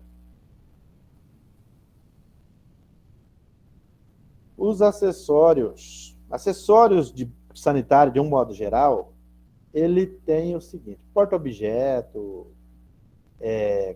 cabide, toalheiro, saboneteira, o início do espelho, a altura máxima da pia e a barra de apoio. A regra é que esses elementos, todos eles, inclusive o cabide, esteja entre 80 centímetros e 1,20 m de altura. Isso é uma faixa de utilização, uma faixa para você colocar estes acessórios no sanitário. O box do chuveiro, né? Quem está falando aí para disponibilizar o curso, ele vai ficar no site da Ubatec, no canal da Ubatec no YouTube. Depois o Augusto vai mandar o link, não é isso, Augusto? É isso mesmo. Sim, exatamente isso. Mais tarde, lá para as 8 horas da noite, no máximo, já deve estar no YouTube. Maravilha. Outra vez nós recebemos o link. Então, o box do chuveiro, a norma determina um banco articulado ou removível. Por que um banco articulado ou removível? Por 2 motivos. Além de toda essa geometria espacial para garantir o usuário na cadeira de rodas, né? Barra vertical, barra horizontal, barra em L. O alarme de emergência, para quem perguntou lá atrás do alarme, o alarme é obrigatório. Mas por que o banco tem que ser articulado ou removível? Porque algumas pessoas vão se transferir para o banco para tomar banho, da cadeira de rodas para o banco. Outro ainda, que é idoso, vai tomar banho sentado. Ou uma grávida, ou uma pessoa que está se recuperando de uma cirurgia. Então, esse box para chuveiro, ele é o box acessível. Ele é para todo esse grupo. Então, pode ser que a pessoa vai precisar da barra, mas não tem necessidade do banco articulado. Por isso que ele é articulado ou removível. Bom, vamos lá, né? Todo mundo quietinho aí agora. Prédios e sítios históricos. O decreto, toda a legislação que trata do tema de acessibilidade, remete o cumprimento de acessibilidade a uma normativa do IPHAN, Por que do IPHAN? Porque é o IPHAN, que é o Instituto do Patrimônio Histórico, Artístico e Nacional no Brasil, que faz as regras para patrimônio histórico e sítios históricos, né? O sítio é uma região tombada da cidade. Como fazer acessibilidade especial. Então, eu não vou trazer aqui essa normativa do IPHAN, porque ela não tem assim nada de extraordinário. Basicamente, ela fala o seguinte: prestem atenção. Trabalhar com patrimônio histórico é mais uma atividade, é exclusivamente uma atividade do arquiteto ao nível de projeto. Por quê? Porque o arquiteto estuda técnicas retrospectivas, estuda o patrimônio histórico, e é o profissional que tem essa atribuição de projetar o restauro, né? Mas, na execução, você vai ter outros profissionais, inúmeros, depende do nível de intervenção. O que nós precisamos saber? O que é importante saber para acessibilidade? Primeiro, se não tiver jeito de fazer, você vai justificar e não vai fazer. Quando é que não tem jeito? Quando não tem nenhuma condição, nenhuma. Você prova que não tem. Então, por exemplo, você tem mais de um pavimento. Tem que colocar elevador, né? É um patrimônio de uso público, por exemplo, tem que ter elevador. Ou comercial. Esse elevador, ele tem que estar de um modo que não interfira no patrimônio histórico. Nem esteticamente, para não se confundir com ele, né, para ficar claro que é uma inovação, mas também do ponto de vista estrutural, de conservação. Então, é bastante complexo. Mas, basicamente, não interferir no patrimônio. Você vai colocar rampa, aquela rampa tem que ser de repente não incorporada ao patrimônio, depende de cada um do seu caso. Ela pode ser de sobrepor, por exemplo, metálica, e tem que ficar claro que ela não faz parte do projeto original. Tem que ficar claro que ela não faz parte do prédio tombado. Essa que é a referência. E quando não tem jeito algum de dar acesso para a pessoa e ver aquele espaço, então você tem que reproduzir fora do prédio, fora do patrimônio histórico, aquilo que está lá dentro. É bem complexo, mas é bem complexo de fazer, mas é basicamente isso. Você confere acessibilidade como nos demais, mas sem interferir no patrimônio ao nível de reforma. O conceito que está presente no decreto é o de reforma para o patrimônio, mas sem interferir, sem alterar as características do patrimônio. Você pode sobrepor a solução de acessibilidade, mas sem que ela seja incorporada à construção. É isso. Auditório eu vou deixar para depois, porque nós vamos ter que parar logo, né? O auditório, basicamente, é o seguinte: além de toda a concepção do auditório ser para quem está na plateia veja o palco, e quando eu falo de auditório, eu estou falando também de outros locais de eventos parecidos, como, por exemplo, a igreja. O que você tem que fazer? Primeiro, garantir a circulação. Ou seja, esses corredores entre os conjuntos de plateia, eles são calculados em função do comprimento, conforme a norma de acessibilidade. Em função também da quantidade de pessoas das normas de bombeiro. Mas a distribuição dos espaços para pessoa com deficiência, para pessoa com mobilidade reduzida e para pessoa obesa, né, que são os grupos definidos, em percentual de 2%, eles têm que ser distribuídos em toda a plateia. Não pode ser agrupado tudo num lugar só, num lugar mais fácil de projeto, como, por exemplo, na frente, do lado. Isso também vale para cinema, né? É a mesma coisa. Você tem que distribuir na plateia, e esses lugares, esses espaços, eles devem ser próximos à saída de emergência. E nos locais de melhor visibilidade do palco, ou do púlpito, ou do altar, né, se for uma igreja. E esse altar, esse púlpito, esse palco, ele deve ter rampa. Essa rampa, quando ela está entre a plateia e o palco, ela não tem obrigação de ter corrimão, para não prejudicar a visibilidade. Quando ela fica do lado ou atrás, ela tem que cumprir todos os requisitos da rampa. O que muda em relação à inclinação? A inclinação mínima para auditórios, de modo geral, e aí cinema, teatro, né?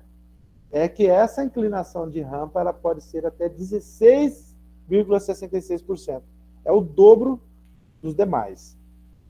É uma rampa que aceita ajuda.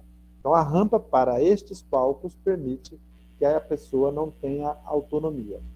É basicamente isso. Bom, eu disse que sinalização é parte do projeto, né? Lembra lá no começo, aquele fluxozinho? Então, a sinalização, ela acontece de forma para informar a localização, ou seja, onde é que a pessoa está, né? Para onde que ela vai, para onde que ela conduz, é conduzida. Mas também tem a sinalização de emergência e tem a sinalização que é provisória. A sinalização provisória, a sinalização fixa e a sinalização de emergência, cada uma tem regras próprias. A de emergência nas regras dos bombeiros e na norma de saída de emergência. E a sinalização comum, né, vamos falar assim, na norma de acessibilidade. Você tem sinalizações que são obrigatórias, como, por exemplo, ao longo dos corredores, que nós chamamos de rota acessível, tudo que tiver conectado ao corredor tem que estar sinalizado com sinalização visual e tátil ou visual e sonora. Por quê? Porque é 2 sentidos de sinalização que eu tenho que apresentar na edificação. Então, você tem uma sinalização visual que é padronizada, como, por exemplo, aqui embaixo vocês podem ver que nós estamos apresentando os bonequinhos famosos, né? Isso é pictograma. Esses bonequinhos, eles são resultado de critérios de desenho universal aplicado à sinalização. Para quê? Para que a pessoa com deficiência intelectual, a pessoa analfabeta, a pessoa estrangeira, né, consiga perceber a mensagem. É por isso que usamos o pictograma. Bom, e por que a gente não pode inventar, como, por exemplo, eu estou colocando aqui para vocês, ó, placas de banheiro com desenhos diferentes.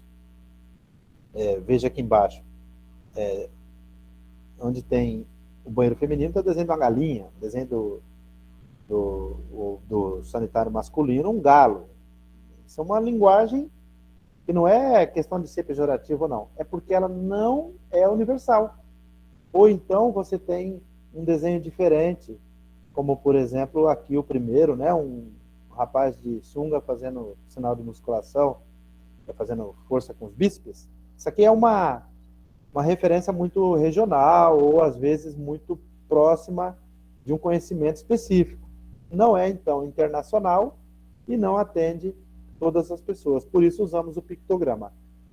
A fixação dessa sinalização, tanto visual quanto tátil, é sempre na faixa de visualização, entre 1,20 m e 1,60 m, ao longo da parede, ao lado da porta, ao lado no batente ou na própria porta. Tanto faz. Essa sinalização, ela é obrigatória e é nessa faixa, mas você tem liberdade de escolher se coloca ao lado da porta ou na porta, ou ainda se é outra sinalização de indicação de caminhamento, por exemplo, que fica na parede, sempre nessa faixa entre 1,20 m e 1,60 m. A sinalização, ela, como parte da edificação, ela está presente ao longo da rota acessível, ela é visual e tátil ou visual e sonora. Então você tem, por exemplo, o alarme de emergência, que é um item de sinalização. É um item de sinalização que está presente nos sanitários isolados, nos banheiros isolados, e que deve ser obrigatoriamente conectado a algum lugar que saiba o que é aquilo. Por quê?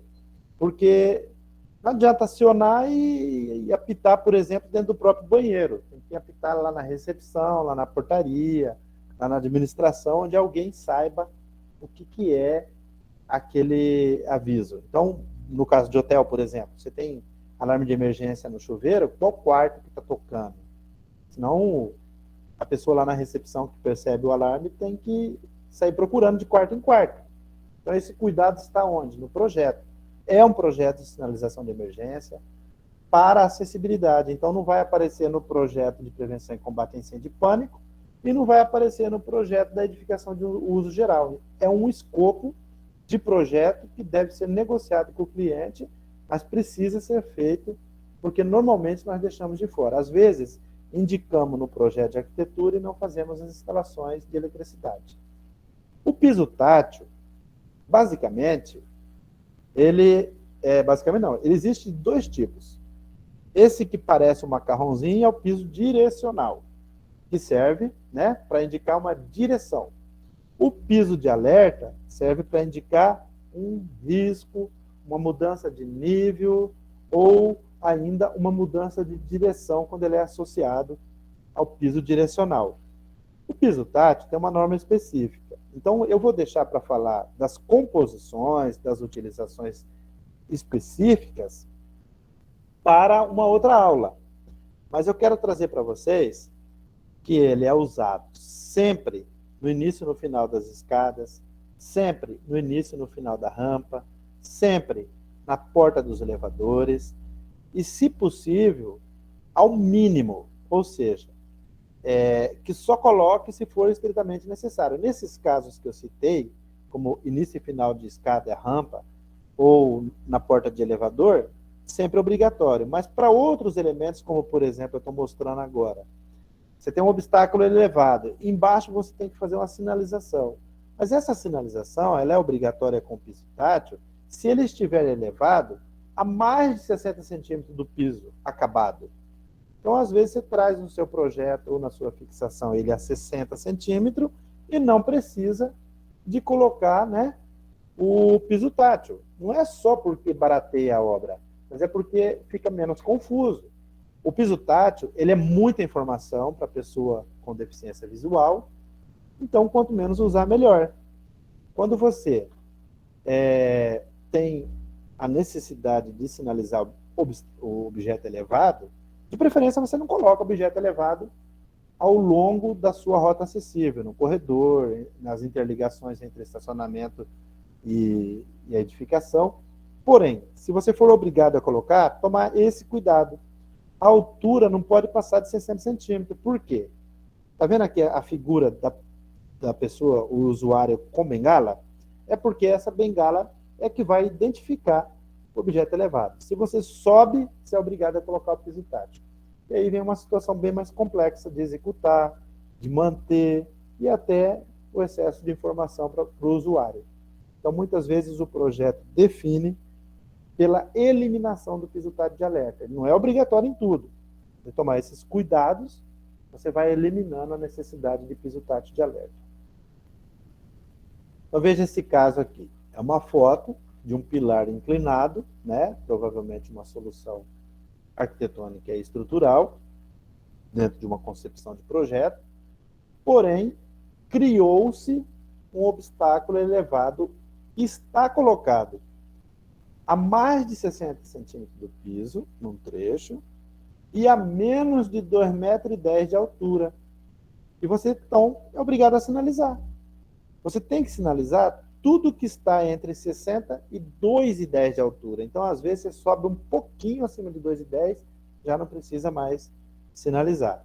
Ou você coloca mais baixo, abaixo de 60 centímetros, também não precisa sinalizar. Nesse caso do pilar inclinado, talvez criar ali uma barreira física, um jardim, vaso de planta, né, ou um balcão, uma solução ali que impeça que a pessoa bata a cabeça naquele pilar inclinado.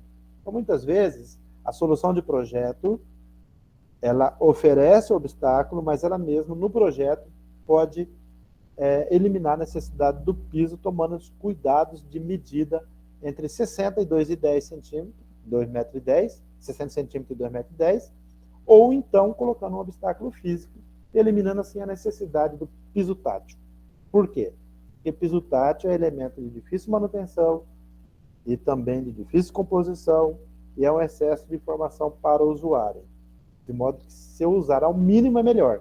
Piso tátil, quanto menos, melhor. E quando é que ele é menos?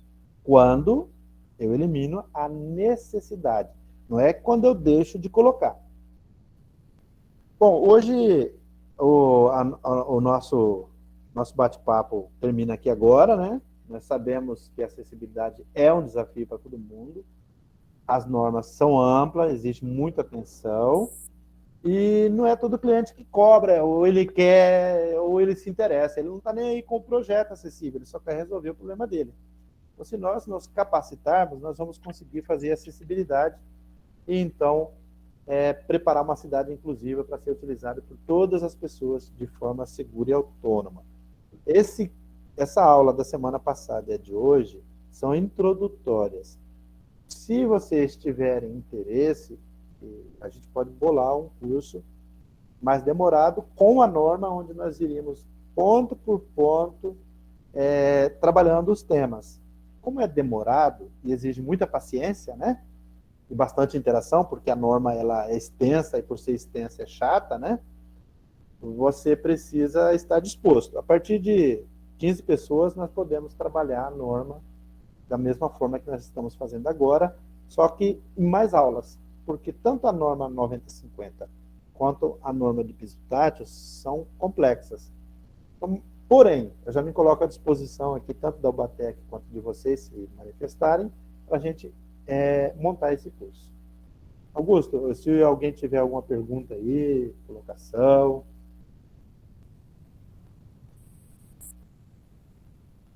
Vamos lá, pessoal. Aproveite o momento.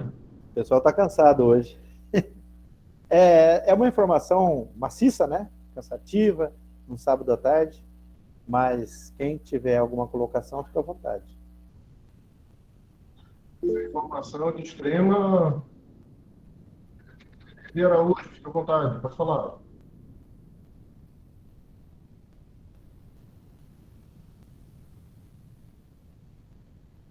Bom, é isso aí. Aí tem o Evi levantou a mão. Levou? Evi, Levantou? Cadê? pode falar aí. Oi, boa tarde. Tá me ouvindo? Sim. Sim, perfeito. Pronto. Eu gostaria de saber qual é a altura do botão de emergência no banheiro. 40 centímetros do piso acabado. Ok. Por que 40? Vamos lá. Eu vou ver se eu consigo Pergunta boa. trazer. Vou ver se consigo trazer aqui uma informação, que é o seguinte. O que esse botão de emergência é? Ele é um dispositivo de acionamento, concordam? A norma técnica, ela tem uma tabela onde ela define as alturas de tomada baixa, tomada alta, registro, torneira e outros elementos. Então, lá naquela tabela, ela diz que tomada baixa é 40 centímetros do piso acabado. E aí vocês vão encontrar uma pequena divergência da norma de acessibilidade com a norma de instalações elétricas. O que acontece? Deixa eu só parar essa apresentação aqui. Isso. A norma de instalações elétricas, ela traz para nós a obrigação de executar a tomada baixa a 30 centímetros do piso acabado. Vocês perceberam o conflito? Então, 30 centímetros para 40. Se nós, lá no projeto de arquitetura, e nós não definimos no projeto da edificação, no projeto de arquitetura, não definimos a altura da tomada baixa, quem define é o técnico em eletrotécnica ou o engenheiro eletricista lá no seu projeto de instalações elétricas, ele faz usando um aplicativo pela norma de instalações elétricas. A tomada baixa, então, vai ser projetada e executada a 30 centímetros do piso acabado. Por quê? Porque até hoje não mudaram a norma de instalações elétricas para 40. Mas tomada baixa, a altura é 40 centímetros pela norma de acessibilidade. É uma obrigação. Ela prevalece sobre a norma de instalações elétricas. E o botão de emergência do sanitário, ele é indicado no projeto de arquitetura, mas ele é projetado no projeto específico ou de instalações elétricas. Então, nós temos que tomar cuidado com essa altura. Todas as tomadas baixas e botões, né, que forem baixos, a altura é 40 centímetros. Por quê? Porque é o seguinte, deixa eu só voltar aqui. Porque a pessoa sentada na cadeira de rodas, ao retirar a tomada do aparelho, né, qualquer, de uma tomada na parede baixa, essa tomada, se ela estiver a 30 centímetros, ele vai ter que inclinar o corpo. Ele pode cair. Se tiver a 40, ele não precisa inclinar o corpo e não cai, entenderam? Então é um critério de desenho universal presente na norma que se sobrepõe a todas as outras normas de instalações. Respondido? Respondido. Mais alguém? Ok, respondido. Eu posso fazer mais uma com o botão também? Opa! Pode ser colocado no banheiro mais de um botão desse? Bom, em alguns casos deve, tá? Por quê? Porque se você tiver um sanitário de uso comum, isolado, você é obrigado a colocar próximo à bacia sanitária. É isso que está na norma técnica. Se você tem um banheiro, veja, não um sanitário, mas um banheiro com chuveiro ou um vestiário isolado, você vai precisar colocar esse botão próximo do chuveiro, próximo da bacia sanitária e próximo do lavatório. No lavatório, a norma não obriga, ela recomenda, mas ao lado do chuveiro e ao lado da bacia sanitária é obrigatório. E para o chuveiro a gente sabe que não é qualquer botão, né? Tem que ser um botão que possa se molhar. A quantidade que a norma determina é mínima, tá? Por quê? Porque você tem alguns outros elementos. De repente, o seu projeto impõe que você coloque mais botões. Mas o mínimo, ao lado da bacia sanitária, ao lado do chuveiro e ao lado do lavatório como recomendação. Só mais uma última com relação ao botão, professor. Fique à vontade. Esse botão aí do lado do chuveiro, a altura também é de 40 centímetros? 40 centímetros. É porque a pessoa acionaria em caso de queda. Então tá no chão, Agora entendeu? sim. Entendi. Tirada a dúvida. Nós fazemos esse dispositivo de acionamento de emergência. Imagina um idoso num quarto de hotel ou num banheiro isolado, numa recepção qualquer de uma escola, por exemplo, né? Num shopping. Você está lá e a pessoa caiu, ela tem que pedir socorro. Às vezes fraturou o fêmur, não consegue levantar, é um idoso, né? Ou mesmo uma pessoa obesa com muita dificuldade de locomoção caiu e não consegue levantar. Ela apertou o botão para pedir socorro. Tá certo? Ok, professor. Obrigado. Mais alguém? Hoje está todo mundo quieto aí. Bom, tá bom. Essa aula vai ficar gravada. O Augusto vai disponibilizar o link. Eu estou à disposição sempre que vocês quiserem, só mandar uma mensagem, né? E para algum assunto específico, tanto no meu canal quanto no canal da Albatec, que o Augusto, de algum modo, passa para nós. E se tiver ânimo para fazer um curso em cima da norma, item por item, nós também fazemos. Só alertando, é demorado e exige muita paciência. Augusto, é com você. Professor Givaldo, muitíssimo obrigado. Suas aulas são extremamente esclarecedoras e de um assunto para quem trabalha com projetos na construção civil que com certeza é da dúvida, é para todo mundo ter dúvida. Tá? Então, suas informações aqui são extremamente esclarecedoras. Você passa essa informação de uma maneira muito simples, muito tranquila. Tá? Mesmo sabendo da complexidade do assunto, você domina de uma maneira que consegue passar isso com uma tranquilidade imensa. Tá? Então, meu muitíssimo obrigado, professor, por mais essa oportunidade. Agradecer a todos os alunos aqui presentes. Informo que hoje, lá para umas 8 horas, 9 horas da noite, no máximo, tá? Eu estou postando a gravação no YouTube, aí o link vou mandar nos canais e individualmente para vocês, tá? Podem divulgar à vontade. Muitíssimo obrigado a todos. Gente, tchau, tchau, professor. Valeu, até a próxima. Obrigado a todos, Augusto, obrigado.